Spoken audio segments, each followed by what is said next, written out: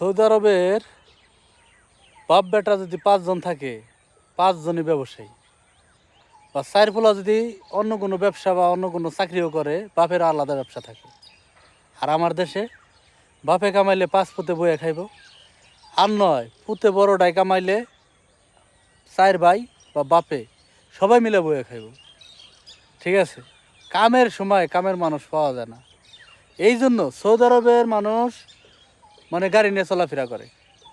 যে গরিব হেও গাড়ি নিয়ে চলাফেরা করে, যার নাই কিছু হেও মার্সিডিস লাক্সেস ভালো ভালো দামি দামি গাড়ি নিয়ে চলাফেরা করে। একজনে হাদিও পর্যন্ত দেয় যে ওর নাই, ওর একটা দিয়ে হেল্প করি। ঠিক আছে, আর আমার দেশে ও কয় কামই করে না, ওর আবার গাড়ি দিবি, মোটর সাইকেল দিবি কিসের, গাড়ি দিবি কিসের, ও তো কামই করে না, এরকম করে বদনাম কয়। আর ওরও যে দুটে কাম করবে কয় না, গাইল পারে খালি। ঠিক আছে, ও আরও কাম করে না। কথা কতটুকু সত্য আশা করি কমেন্টে জানাবেন। আর সৌদি আরবে যারা আছেন তারা কমেন্টে অবশ্যই জানাবেন যে আসলে আমার কথার সাথে মিল আছে কিনা। সকলের প্রতি ভালোবাসা এবং দোয়া রইল।